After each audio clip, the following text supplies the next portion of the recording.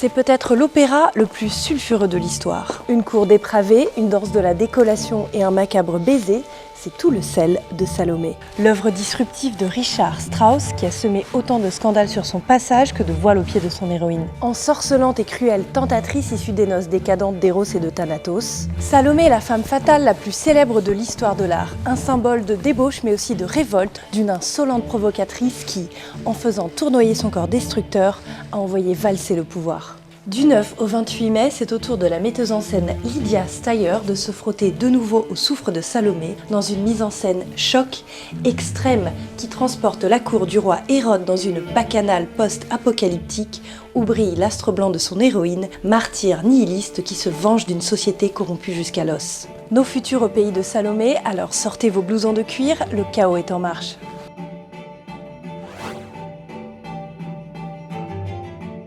Dans la Bible, Salomé n'est même pas créditée au générique de sa légende.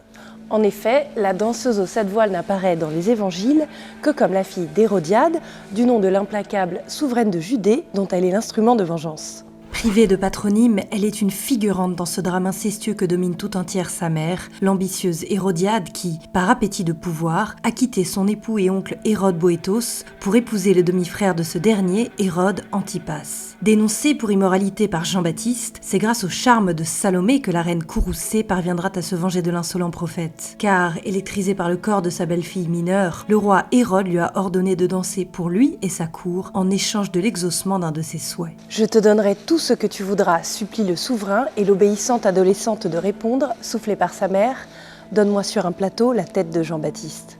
Quelques siècles plus tard, c'est grâce aux artistes que, de figures mineures de l'Ancien Testament, Salomé va se hisser jusqu'au statut de superstar des arts, devenant un sujet incontournable pour quantité de peintres désireux de représenter des jeunes femmes dénudées sous couvert de prétextes religieux. Froides et hautaines, les somptueuses Salomé de la Renaissance et du baroque présentent aux spectateurs d'atroces tribus verdâtres sans plus d'émotion que s'il s'agissait de roast-beef avarié. Car, contrairement à la brave Judith, l'autre trancheuse en chef de la Bible, dont elle est le pendant négatif, Salomé est une créature perverse qui n'utilise son corps que pour assouvir la cruauté de sa mère, dont, bientôt, elle va endosser l'entière responsabilité, puisque c'est Salomé qui va peu à peu englober le mythe tout entier. Exit Hérodiade, dans l'iconographie, c'est désormais Salomé seul qui incarnera le péché.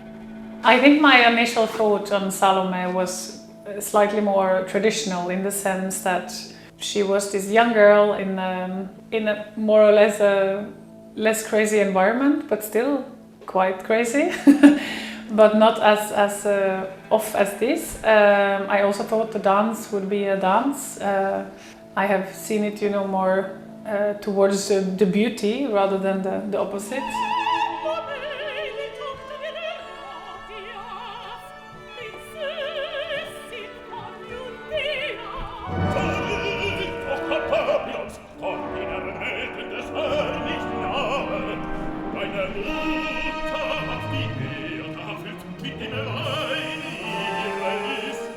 I think this Salome is in a way a picture of not necessarily just a person, but a way of living or a way of treating people. Because if you keep people locked up, if you keep people hidden from reality, from life, they become a certain way. And in Salome, she has become this spoiled brat in a way.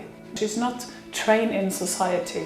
She's not trained with the no, she's not trained with disappointment, and she's not trained with all these emotions that we have. And on the other side, you can say that it's also about love.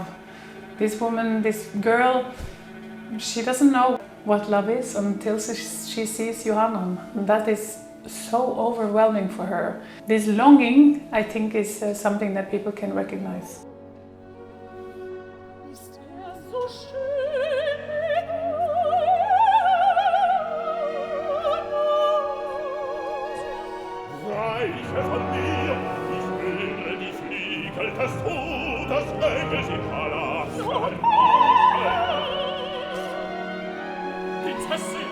Plus qu'aucun autre siècle, le 19e va succomber tout entier à la séduction de Salomé. Hantés par l'idée de décadence de la civilisation, les artistes voient en la femme, qui se conjugue toujours au singulier, l'incarnation de tous les maux de l'humanité. Instinct avant d'être esprit, corps avant d'être conscience, on l'a dit naturel, c'est-à-dire abominable, animé par une puissance primitive qu'il est urgent de museler pour ne pas en laisser éclater les sombres débordements. Car celle qui donne la vie ne pourrait-elle pas aussi semer la mort ? Et c'est aussi parce qu'elle est immanente par essence que la femme, jalouse de la capacité d'élévation de l'âme masculine, cherche à se venger en ramenant cette dernière vers le péché grâce au pouvoir hypnotique de sa chair, à l'instar de Salomé conduisant Hérode au sacrifice de Jean-Baptiste. Comme les sanguinaires Ménades, coupables d'avoir mis Orphée en pièces, le spectre de Salomé la castratrice obsède l'imaginaire des artistes qui se projettent dans la figure du poète martyr. D'où cette véritable Salomé mania qui envahit les arts jusqu'à l'opéra.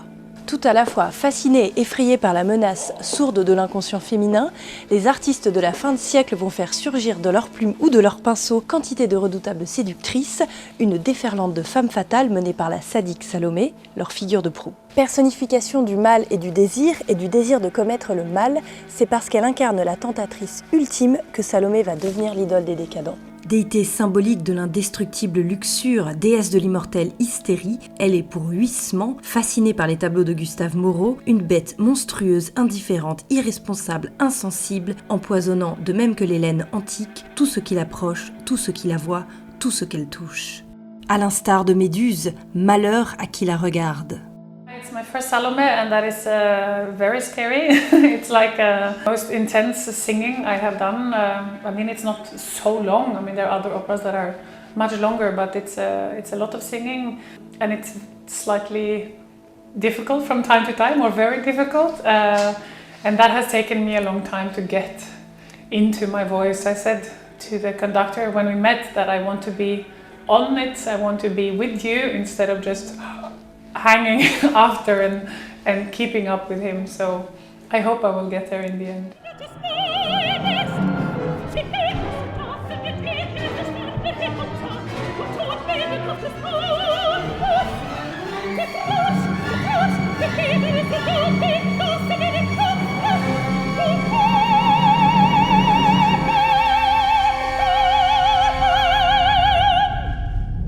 I have sung the role a lot. Even though I didn't necessarily know it by heart very early, I sang it and I sang it and I sang it because I knew I had to train that part and to know that I could sing it day after day after day in rehearsals to get all the text right, the music, and to know where do I have to save in a way, where can I give it all, how will it be in the end when you're sweating and tired and you still have to give this 15-20 minutes final. And then the mental part is how to do this production, because it's demanding physically in a very, very different way than I've done before, and that took me a while to understand and also a while to get the courage to do it.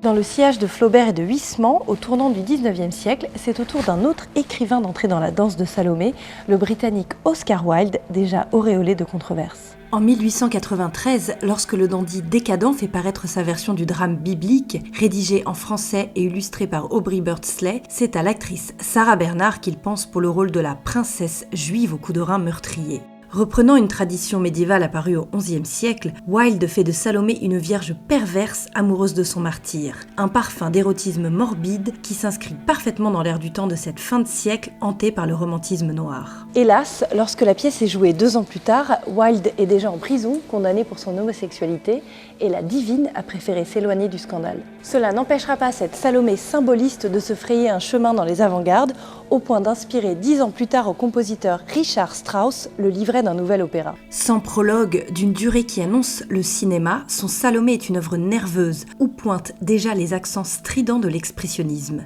Et cette fois, c'est justement son caractère sulfureux qui séduit le public, sauf aux États-Unis où l'œuvre sera interdite durant près de 20 ans. Un parfum de transgression qui électrise autant qu'il soulève et qui fera justement son succès, constituant dès lors l'ADN de Salomé. The most brilliant part with this production is the fact that you have the double picture in the end. You have not just the head of Yohanan, but you have Yohanan and you have Salome. This is what Salome wants.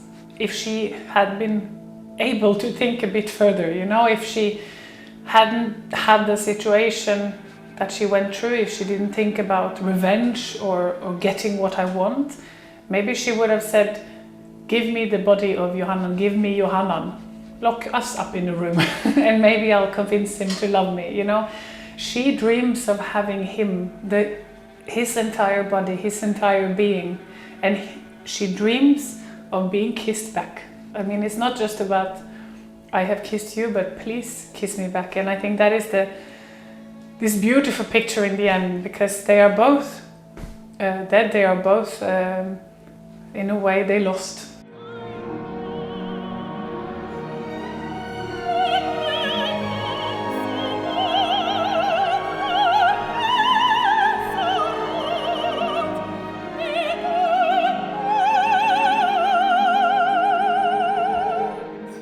I think there's many reasons to go and see Salome. One thing is the music.